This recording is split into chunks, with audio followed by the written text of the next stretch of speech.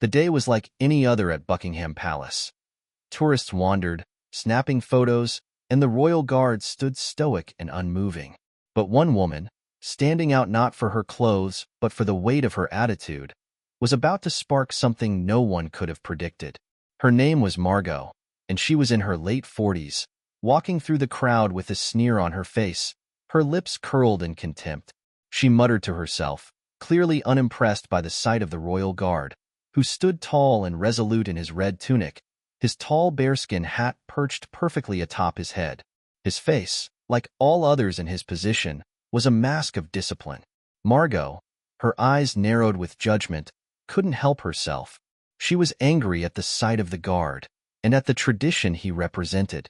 "What are they even here for?" she hissed, loud enough for those nearby to hear. "Just standing there like statues.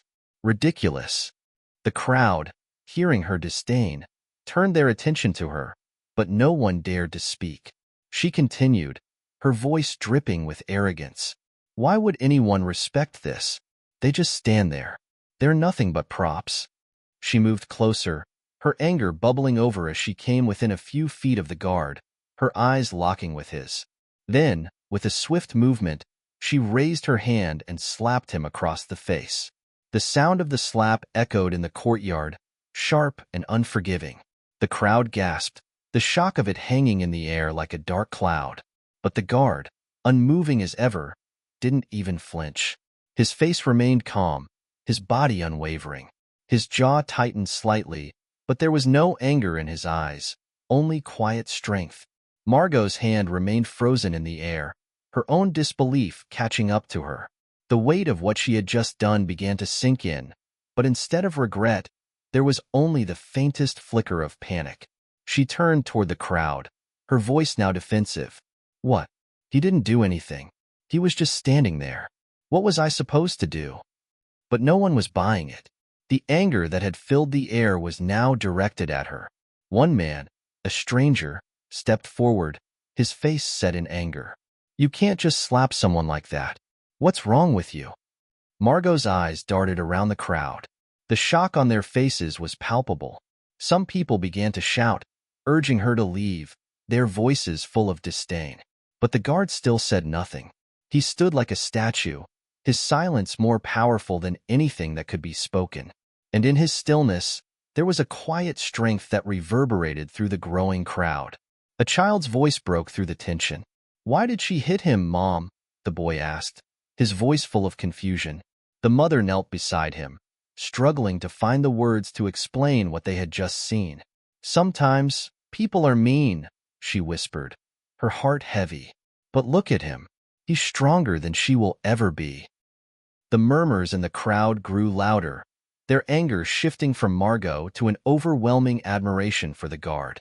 He had stood in the face of hate without saying a word, his dignity speaking louder than any response could. Then an elderly man, slow and steady, stepped forward. His cane tapped against the cobblestone as he made his way to Margot. "Do you even know what that uniform represents?" he asked, his voice calm but piercing. "It's not just for show. This man stands here as a symbol of honor, of discipline, of service.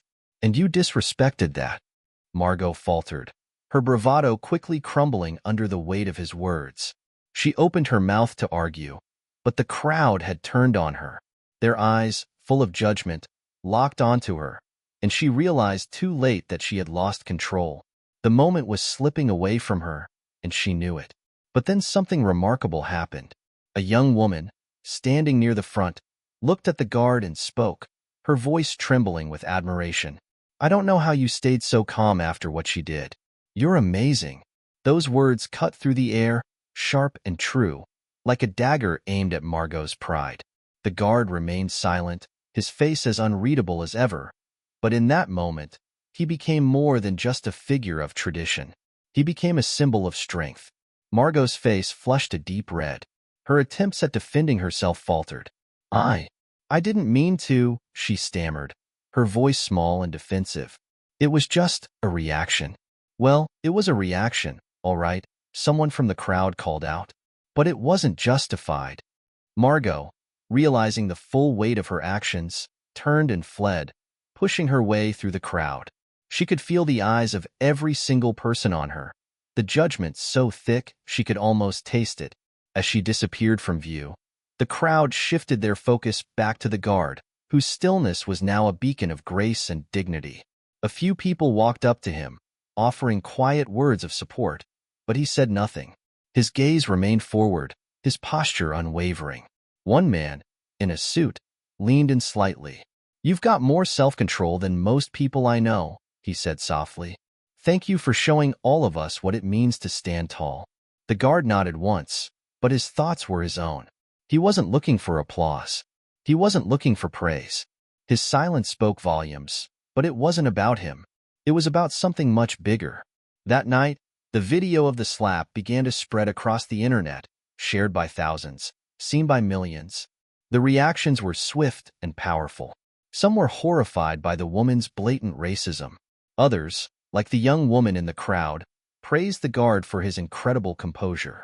"This is what strength looks like," one comment read. "His silence is the most powerful response." The woman's identity was quickly uncovered.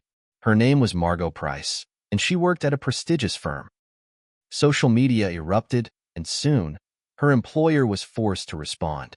The company issued a statement condemning her actions and promising an internal review. Margot, initially dismissive of the backlash, eventually posted an apology, but it was too little, too late. Her words felt hollow.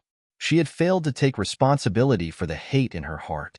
Meanwhile, the guard went about his day, his face still as impassive as ever, but inside, he had become a symbol of something more. His story wasn't about the slap. It was about dignity in the face of hate.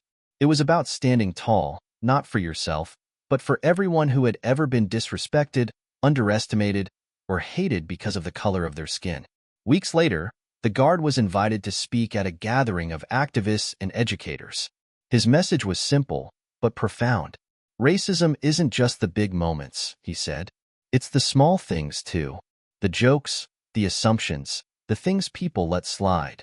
We all have a responsibility to confront it. Not just when it's in your face, but every time." The room fell silent.